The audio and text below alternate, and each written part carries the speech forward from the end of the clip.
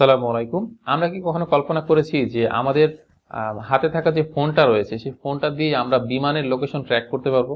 আমাদের ফোনে থাকা যে প্লে স্টোর রয়েছে, প্লে স্টোরে কিন্তু একটা অ্যাপস পাওয়া যাবে ফ্লাইট রাডার নামে। সেই ফ্লাইট রাডার অ্যাপসটা যদি আমরা ডাউনলোড করি, প্লেনের বিস্তারিত তথ্য কিন্তু আমরা দেখতে পারবো। প্লেনটা কোথায় আছে, কত মিটার উপরে আছে, কত স্পিডে যাচ্ছে, সবকিছু কিন্তু আমরা দেখতে পারবো। কেউ যদি আমাদের প্রবাসী ভাই বা যে কেউ যদি বিমানে যায়, আপনি যদি চান যে সে কোথায় আছে, কোথায় বিমানটা ল্যান্ড করলো কিনা, কারণ বিমানে যখন থাকবে কেউ যাত্রী, তখন তো আমরা তাদের সাথে কথা বলতে পারবো না, কারণ সেখানে নেট নাই, ফোনে কথা বলা যাচ্ছে না। সো আমরা কিন্তু চাইলেই তার লোকেশন ট্র্যাক করতে পারি।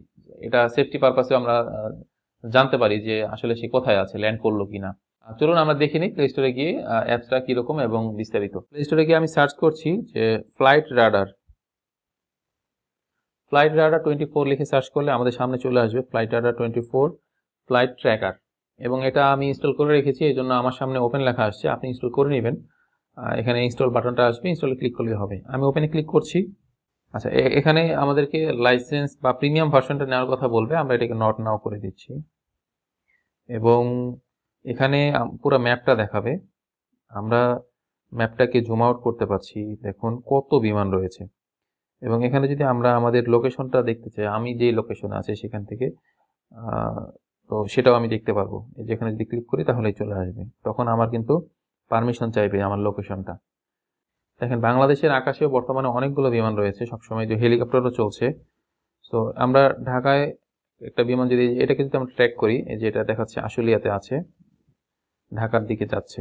এটা দেখুন হংকং থেকে ঢাকা যাচ্ছে দেখাচ্ছে এটা, এবং 3 ঘন্টা 42 মিনিট আগে এটা স্টার্ট হয়েছে, ডিপার্টেড হয়েছে, এবং কিছুক্ষণের মধ্যে সেটা নেমে যাবে, 1 মিনিটের মধ্যেই। 1325 ফিট ওপরে আছে, এবং স্পিড দেখতে পাচ্ছেন দেখাচ্ছে এখানে, এবং বিমানের যে নাম এটাও কিন্তু দেখাচ্ছে। আপনি চাইলে এই নামটা দিয়ে কিন্তু এখানে ডিরেক্টলি সার্চ করতে পারবেন, কারণ এতগুলো বিমান আপনি খুঁজতে পারবেন না।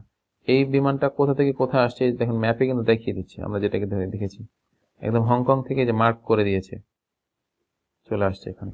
তো এভাবে আপনি কিন্তু আরো দেখতে পারবেন। সাপোজ এই বিমানটা কোথায় যাচ্ছে দেখি, এটা সৈয়দপুর যাচ্ছে ঢাকা থেকে, দেখতে পাচ্ছেন 4 মিনিট আগে এটা স্টার্ট দিয়েছে, মানে যাত্রা শুরু করেছে।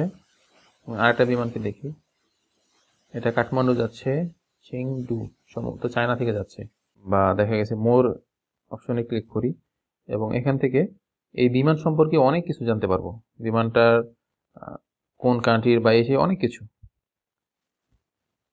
3D ভিউতে ক্লিক করা মাত্র আমাদের সামনে 3D ভিউর অপশনগুলো আসবে। এখানে ট্রায়াল অপশনে মাত্র 3 বার দেখা যায়। এটা লগ ইন করতে হবে আমাদেরকে 3D ভিউ দেখার জন্য। এই যে এভাবে দেখাবে, আমরা দেখতে পাচ্ছি 3D ভিউতে।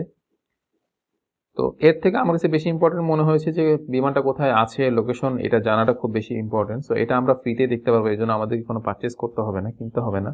প্রিমিয়াম ভার্সন, ফ্রি ভার্সনে আমরা দেখতে পারবো। সো এই ছিল ভিডিওটা, আশা করি আপনাদের ভালো লেগেছে। আর যদি ভালো লেগে থাকে তাহলে অবশ্যই একটি লাইক দিয়ে দেবেন, কমেন্ট করে জানাবেন কেমন লাগলো।